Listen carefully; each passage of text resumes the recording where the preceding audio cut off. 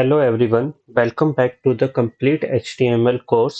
पिछले लेक्चर में हमने सीखा था एचटीएमएल इमेजेस, जिसमें हमने देखा इमेज टैग कैसे यूज करते हैं, एसआरसी एट्रीब्यूट क्या होता है, ऑल्ट एट्रीब्यूट का इंपॉर्टेंस, इमेज साइज कैसे कंट्रोल करते हैं और इमेज को लिंक कैसे बना सकते हैं।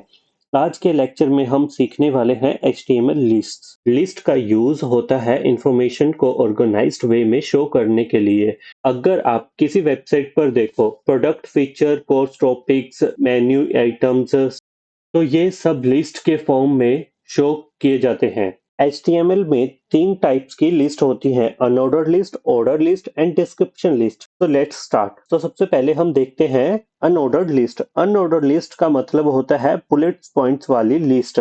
तो इसका एक एग्जांपल हम करके देखते हैं। अनऑर्डर्ड लिस्ट बनाने के लिए हम यूज करते हैं यूएल टैग का।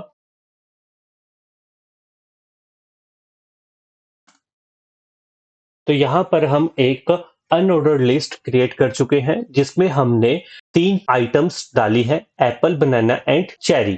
अगर हम इसको चेक करें तो ये हमें इस तरीके से यहाँ पर विजिबल होती है। और इसमें लिस्ट आइटम के लिए हम यूज करते हैं li टैग। इसके बाद अब हम देखते हैं ऑर्डर्ड लिस्ट। ऑर्डर्ड लिस्ट में नंबर ऑटोमेटिकली ऐड होते हैं। तो हम यहाँ पर एक ऑर्डर्ड लिस्ट क्रिएट कर देखते हैं।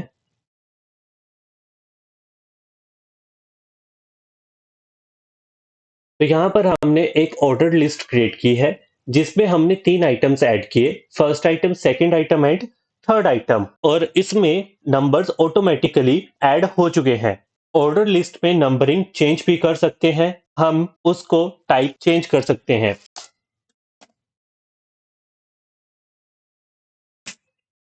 तो यहाँ पर अभी हमने इसकी टाइप चेंज कर दी है। अब ये ऑर्डर्ड लिस्ट हमें लेटर्स की फॉर्म में दिखने लग गई है। इस टाइप को हम चेंज भी कर सकते हैं बाय स्मॉल लेटर्स।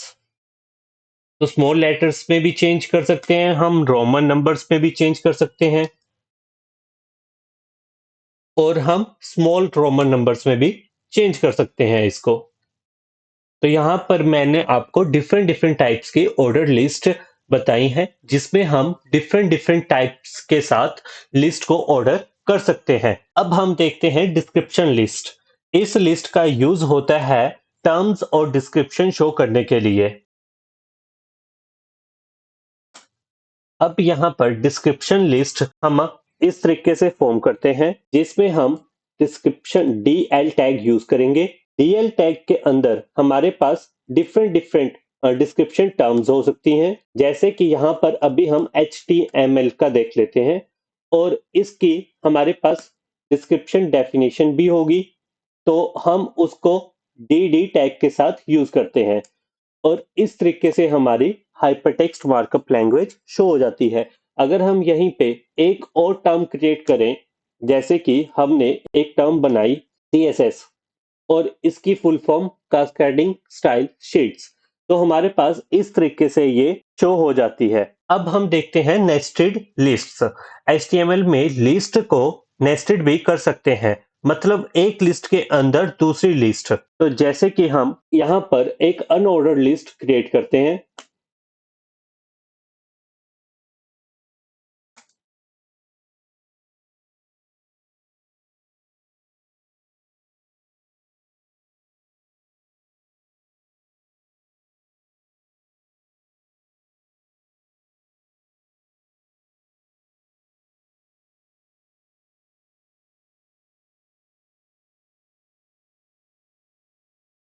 और इसके अंदर हम एक और लिस्ट ऐड कर देते हैं।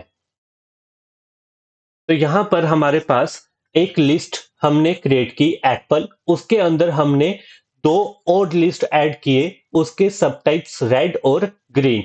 और यहाँ पर हम पर मल्टीपल आइटम्स ऐड कर सकते हैं, जैसे कि बनाना, चेरी। तो ये हमारे पास डिफरेंट डिफरेंट नेस्टेड लिस्ट हम ऐड कर सकते हैं। अब हम सभी के सभी लिस्ट एक साथ यूज कर चेक करते हैं कि हमारे पास किस अकॉर्डिंग लिस्ट विजिबल होती है।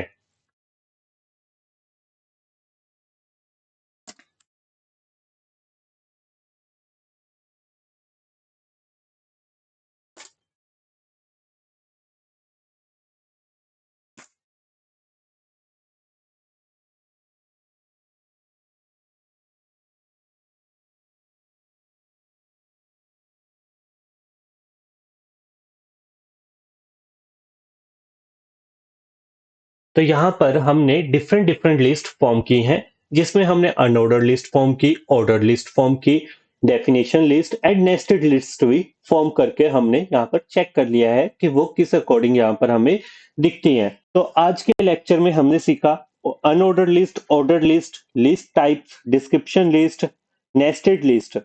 अब नेक्स्ट लेक्चर में हम सीखेंगे HTML टेबल्स और हम देखेंगे कि डाटा को रो और कॉलम में कैसे शो करते हैं। See you in the next lecture.